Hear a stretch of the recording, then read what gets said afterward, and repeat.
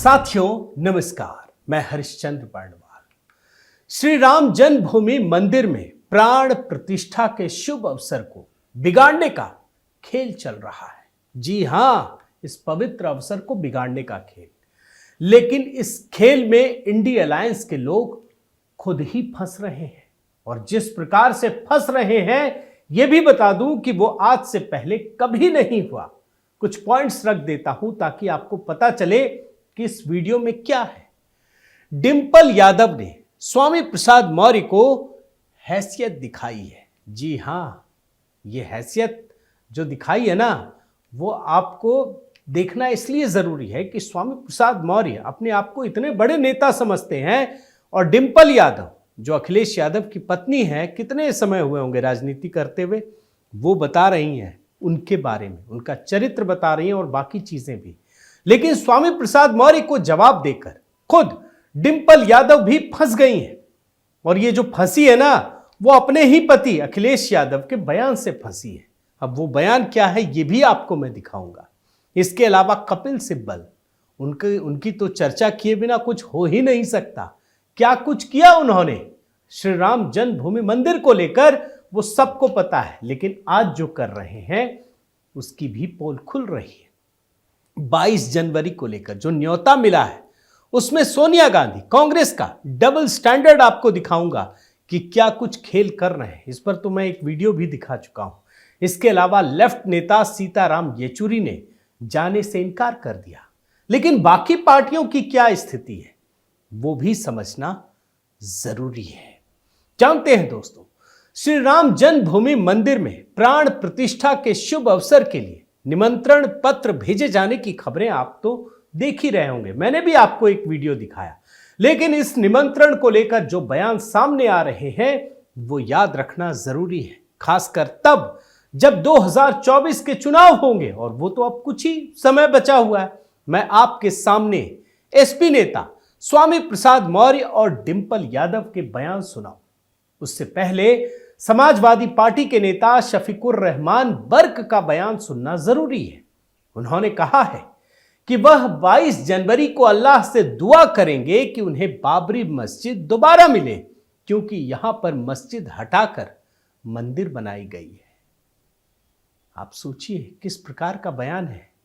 इसको समाजवादी पार्टी हमेशा याद रखिएगा, समाजवादी पार्टी के सांसद हैं, नेता हैं। और फिर इस बयान को याद रखना जरूरी है कि समाजवादी पार्टी की सोच क्या है, किस प्रकार से चीजों को देखती है, इसको सुप्रीम कोर्ट में कितना भरोसा है, इस बात को भी याद रखिए। वहीं समाजवादी पार्टी के एक दूसरे नेता स्वामी प्रसाद मौर्य ने कहा है कि हिंदू धर्म एक धोखा है। वो कहते हैं कि हिंदू एक धर्म नहीं है, इसीलिए श्री राम जन्मभूमि मंदिर का निर्माण भी एक धोखा है।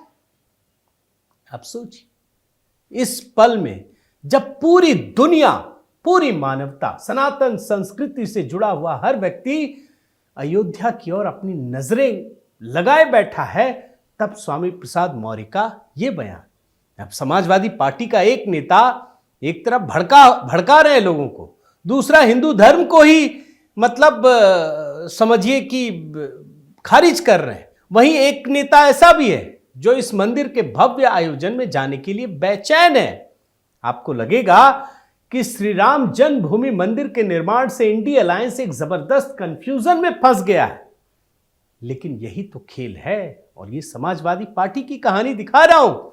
समाजवादी पार्टी में अखिलेश यादव की पत्नी डिंपल यादव मंदिर में शामिल होने का निमंत्रण मांग रही हैं। तो वहीं अखिलेश यादव कह चुके हैं कि यदि उन्हें निमंत्रण मिलेगा तो वो समारोह में अवश्य शामिल होंगे। अब मैं पहले इनके बयान सुनाता हूं, आप इस कॉन्ट्रास्ट को पकड़िएगा दोस्तों। एक तो पुराना बयान भी आपके लिए निकाला है। पहले स्वामी प्रसाद मौर्य कैसे हिंदू धर्म को ही खारिज कर देते हैं, और ये राम मंदिर में प्राण प्रतिष्ठा से भड़के हुए हैं। बयान सुनिए। हिंदू धर्म धर्म नहीं है, बल्कि एक धोखा है, और जिसे हम हिंदू धर्म कहते हैं वो कुछ लोगों के लिए धंधा है। देख रहे हैं ना। अब आप सुनिए कि डिंपल यादव कैसे स्वामी प्रसाद मौर्य का चरित्र बता रही हैं। एक प्रकार से पार्टी में हैसियत बता रही हैं कि यह आधिकारिक बयान नहीं है, और डिंपल यादव न केवल स्वामी प्रसाद मौर्य की हैसियत बता रही हैं, बल्कि ये भी कह रही हैं कि उन्हें निमंत्रण मिलेगा तो वो जाएंगी और नहीं मिलेगा तो बाद में जाएंगी। जो भारत का जो सनातन धर्म की बात करते हैं, जहाँ राम राज्य की बात हो रही है आज, तो मेरा मानना है और मेरा समझना है कि हम सबको अपने हृदय में, अपने अंदर को जो राम जी के स्वभाव है उनको अपनाना है, उनको ग्रहण करना है। और इस तरह की टिप्पणियां करके यह उनका चरित्र को दर्शाता है। क्या 22 जनवरी को आप जाएंगे अयोध्या? अगर निमंत्रण आएगा तो जाएंगे और अगर नहीं आएगा तो भी जाएंगे। मगर जानते हैं दोस्तों, डिंपल यादव जो कह रही हैं उसकी सच्चाई क्या है, खुद अखिलेश यादव के एक पुराने बयान से समझ में आ जाएगा कि अखिलेश और डिंपल यादव का पूजा पाठ से कितना लेना देना है। बयान सुनिए। Are you praying to your gods? मैं भगवान मानता हूँ लेकिन मैं पूजा नहीं करता। Is Dimple praying to her gods? नहीं, वो भी मैं नहीं समझता इस बात को। देख रहे हैं ना, जानते हैं दोस्तों, इंडी अलायंस की पार्टियां श्री राम जन्मभूमि मंदिर के आयोजन को लेकर इसलिए फंस गई हैं क्योंकि यह उनके लिए हमेशा से एक चुनावी मुद्दा रहा है। इंडी अलायंस की पार्टियों ने शुरू से ही मंदिर निर्माण का विरोध किया है, यही हकीकत है, जिससे मुस्लिम वोट बैंक को खुश रखा जा सके। इसी मुस्लिम वोट बैंक को खुश करने के लिए समाजवादी पार्टी की सरकार ने 30 अक्टूबर 1990 को श्री राम मंदिर के निर्माण के लिए पहुंचे राम भक्तों पर गोलियां चलवाई थी और अखिलेश मुलायम यादव ने तो उस पर गर्व किया था और चलवाते, याद है ना आपको। अब पुराना बयान क्या सुनाना। लेकिन आज जब अयोध्या में भव्य मंदिर इन्हीं कार सेवकों के बलिदान से बन रहा है तो समाजवादी पार्टी सिर्फ 2024 के चुनाव के मद्देनजर इस भव्य आयोजन में शामिल होने का निमंत्रण मांग रही है। और यह भी याद रखिए कि एक बार शामिल हो जाने के बाद अखिलेश यादव अपने को सबसे बड़ा धर्मनिरपेक्ष साबित करने के लिए शफीकुर रहमान बर्क और स्वामी प्रसाद मौर्य जैसे समाजवादी पार्टी के नेताओं के बयानों का समर्थन करते नजर आएंगे। और आज भी उनके बयानों का कोई विरोध नहीं कर रहे हैं, याद रखिए, या फिर ऐसे भड़काऊ बयान के लिए कोई कार्रवाई की है? नहीं की है। समाजवादी पार्टी ने जहां अयोध्या में मंदिर के निर्माण को रोकने के लिए गोलियां चलवाई, बरसाई, वहीं न्यायालयों में, कोर्ट में कानूनी दांव पेचों के जरिए रुकवाने का काम कांग्रेस पार्टी ने किया। और कांग्रेस पार्टी ने तो दोस्तों सुप्रीम कोर्ट में श्री राम के अस्तित्व को ही नहीं माना था। रिपोर्ट देख लीजिए।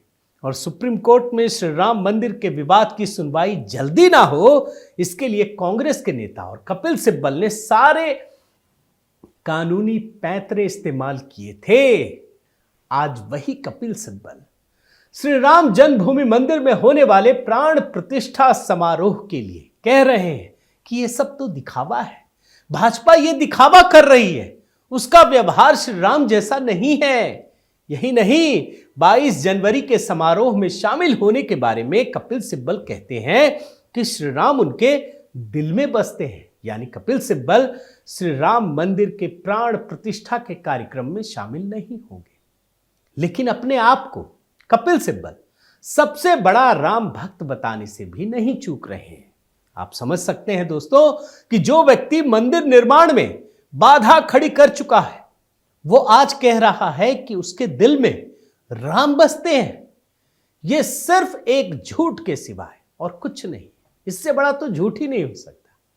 और इंडी अलायंस की पार्टियां श्री राम मंदिर के निर्माण का विरोध करती रही हैं और आज भी वे श्री राम मंदिर के प्राण प्रतिष्ठा के कार्यक्रम में शामिल नहीं होंगी। ये पहले से उन्होंने तय कर लिया है। लेकिन कई तरह के आरोप लगाकर 22 जनवरी के समारोह में न जाने का अपना बहाना तैयार कर रही है। ऐसे कैसे कोई कहेगा?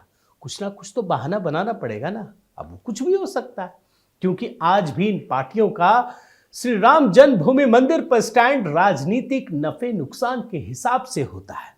इनके लिए श्री राम ना तो जीवन के सत्य हैं और ना ही भारत के सत्य है।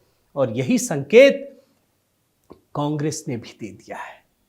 इससे यह साफ हो गया है कि ना तो सोनिया गांधी और ना ही कांग्रेस अध्यक्ष मल्लिकार्जुन खड़गे 22 जनवरी को अयोध्या जाएंगे, बल्कि अपनी तरफ से 2-4 नेताओं का एक प्रतिनिधिमंडल इस समारोह में भेजने पर विचार कर रहे हैं। इससे क्या होगा? इस तरह से सांप भी मर जाएगा और लाठी भी नहीं टूटेगी। यानी मुस्लिम वोट बैंक भी नाराज नहीं होगा और हिंदुओं को भी कांग्रेस पर हिंदू विरोध के आरोप लगाने का मौका नहीं मिलेगा।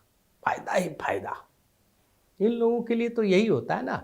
और कांग्रेस अपने दोनों हाथों में लड्डू रखने के इरादे से खेल कर रही है। लेकिन इंडी अलायंस की विचारधारा को ताकत देने वाली वामपंथी पार्टियों ने तो साफ मना कर दिया है। वो डबल स्टैंडर्ड में नहीं कि वे इस समारोह में शामिल नहीं होंगे। सीपीआईएम नेता सीताराम येचुरी को जो निमंत्रण मिला ट्रस्ट की तरफ से, वो मैं आपको तस्वीर दिखा चुका हूं, लेकिन सीताराम येचुरी ने शामिल होने से साफ मना कर दिया है। और इस पार्टी की तो स्थिति आप जानते हैं दोस्तों, किस प्रकार के डबल स्टैंडर्ड में जीते हैं ये लोग।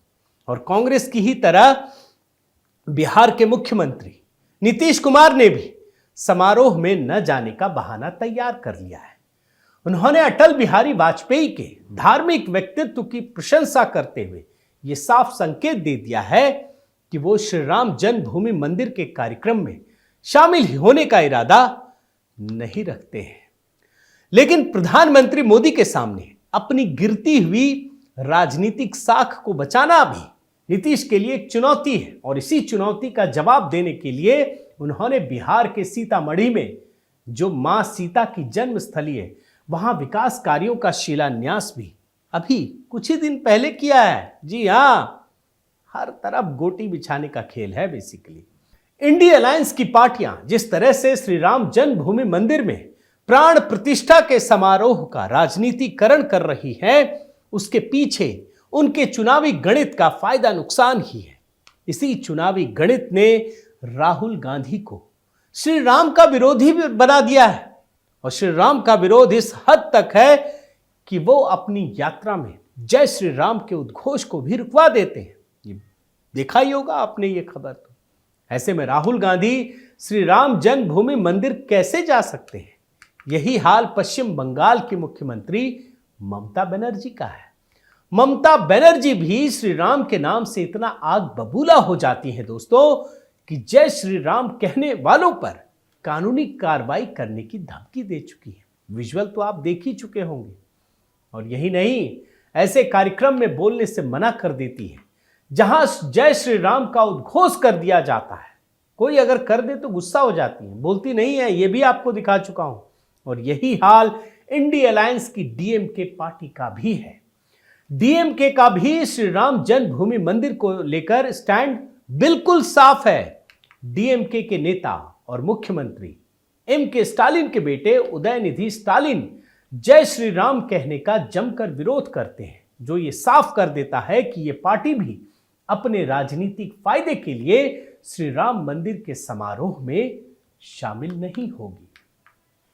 तो कुल मिलाकर साथियों, श्री राम जन्मभूमि मंदिर के निर्माण में बाधा पैदा करने वाली या जय श्री राम के उद्घोष पर नाराज होने वाली पार्टियों ने भारत की सनातन संस्कृति और उसकी मर्यादा के प्रतीक को भी चुनावी राजनीति का हथियार बना लिया है। कई लोग मैंने देखा इस बात से नाराज हैं कि ऐसी पार्टियों को निमंत्रण क्यों। आपने भी देखा होगा, आपके मन में भी कुछ लोगों के सवाल उठा होगा। मगर याद रखिए, श्री राम जन्मभूमि मंदिर में रामलला के प्राण प्रतिष्ठा कार्यक्रम का निमंत्रण सभी विचारधाराओं को दिया जाना दरअसल भारत की उस सनातन संस्कृति के दर्शन कराता है जिसमें सभी को सामूहिक रूप से आत्मसात करने की भावना छिपी है। हजारों सालों में मिलने वाले इस सुअवसर के विरोध का मतलब है उस भारत मां का विरोध जिसने हजारों सालों से हर संस्कृति को अपने आंचल में बच्चों की तरह से पोषित और पल्लवित किया है।